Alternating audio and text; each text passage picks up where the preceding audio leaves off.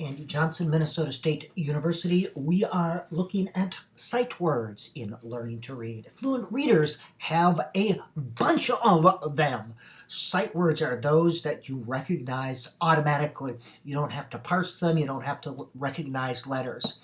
Sufficient number of sight words enhances or improves students' ability to comprehend. So we have to attend to sight words at the early level, emergent and beginning level readers. Now, the 100 most frequent sight words account for 50% of all the words that students will read. And you can do a Google search, MFW or most frequent words, and you'll find the 50 or 100 or even 1,000 most frequent words. Now, beginning or struggling readers, the majority of the words that they encounter should be in their oral vocabulary. That means they're not trying to sound out words that are foreign to them. That's why I recognize using the language experience approach, where students dictate something about their experiences. You write it down and they practice reading using words and concepts that are in their experiences.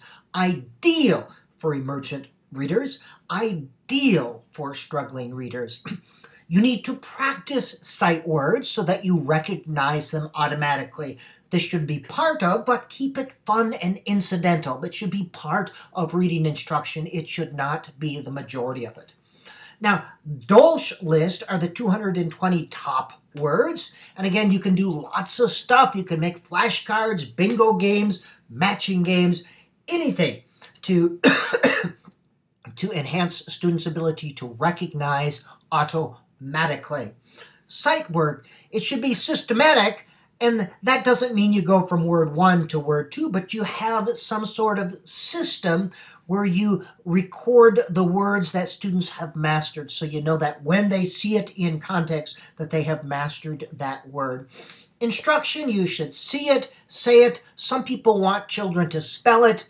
I don't know if that's necessarily required, but definitely see it and say it many times. You can create word wall categories. Here are some sight words. These are action words, other people words, question words. And you can do a lot of sort of riddles and stuff with that. Some other sight word strategies, flashcards, and flashcards should be flashed like that so students learn to recognize it.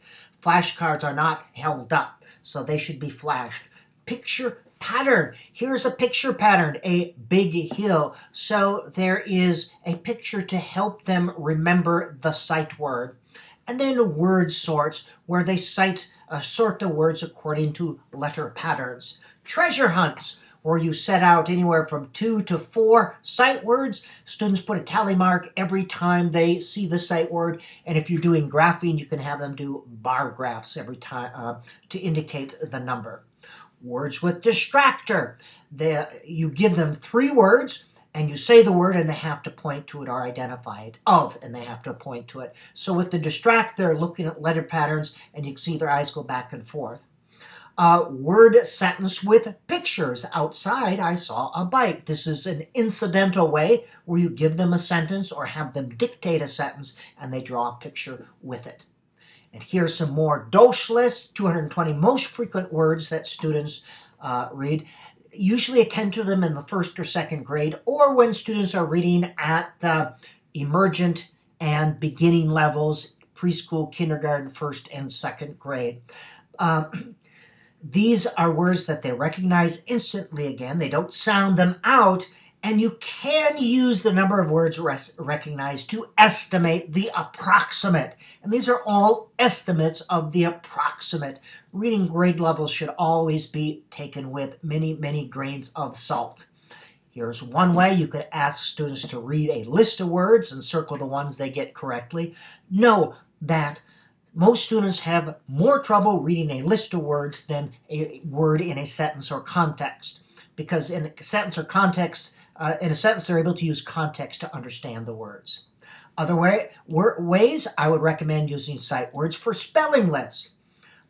Sentences, have them speak sentences or write sentences with that word in them. Wide reading, of course, is the cure for almost everything. Make sure you get sight words up on your word wall, the most frequent words. And of course, a teacher's number one job is to help children fall in love with books.